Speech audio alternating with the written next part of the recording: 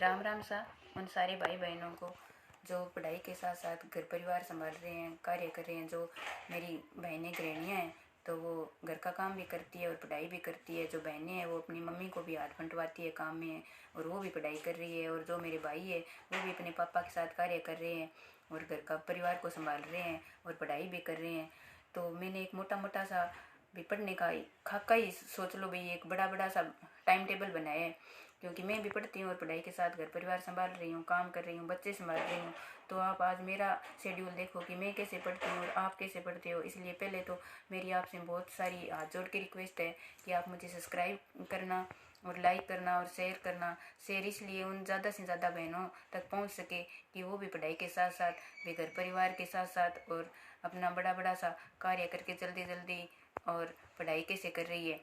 तो आज मैं यही बता रही हूँ आपको और दिखा रही हूँ कि मैं कैसे पढ़ती हूँ और अपना शेड्यूल बता रही हूँ आपको। फिर सुबह में 10 बजे से 11 बजे तक तो जीके पढ़ लेती हूँ, क्यों जल्दी जल्दी काम कर लेती हूँ, 10 बजे तक हो जाता है।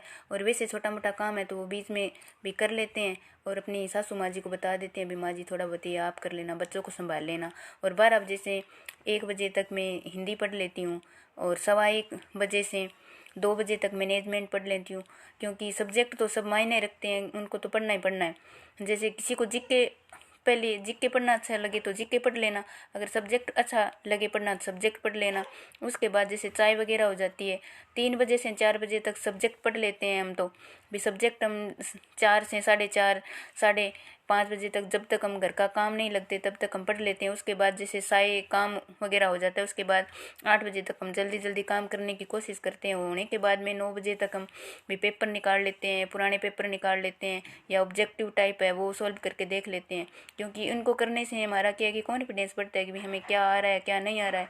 और भी पेपर आप मैं यही आपको बताऊंगी भाई उनको ही निकालना, जो पहले आए हुए हैं पुराने पेपर हैं उनको पहले आप सॉल्व करना, क्योंकि वो हमारा क्या है कि तैयारी में बहुत हेल्प करता है।